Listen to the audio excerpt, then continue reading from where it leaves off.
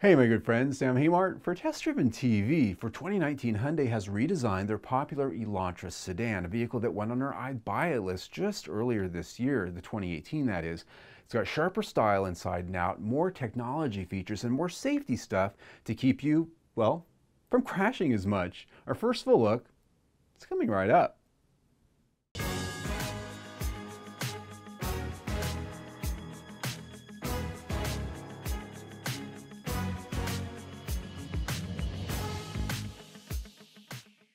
Upon first glance, the transformation is actually quite head-turning.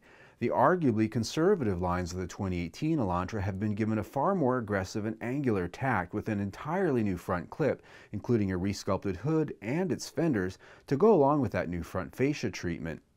A sharper set of eyes are more severe in their design, as is the new grille work that's more aggressive too, but without the angry space alien vibe that some of the brands like, say, Toyota, well yeah, that's what they've done lately.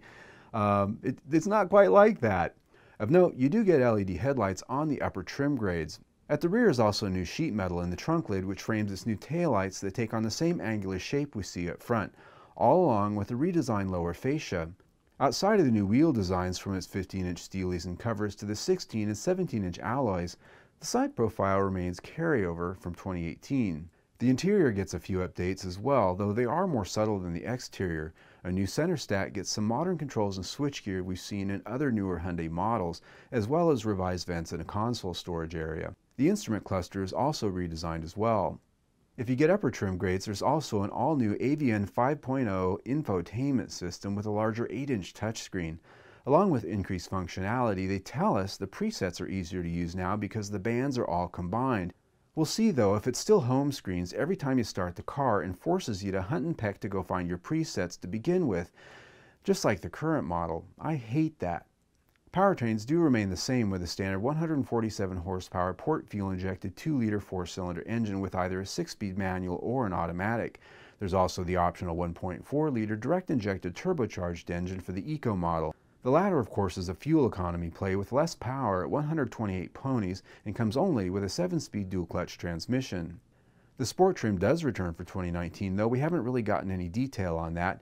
We do know that it comes with the 1.6 turbocharged engine mated to either the 6-speed manual or a 7-speed dual-clutch gearbox.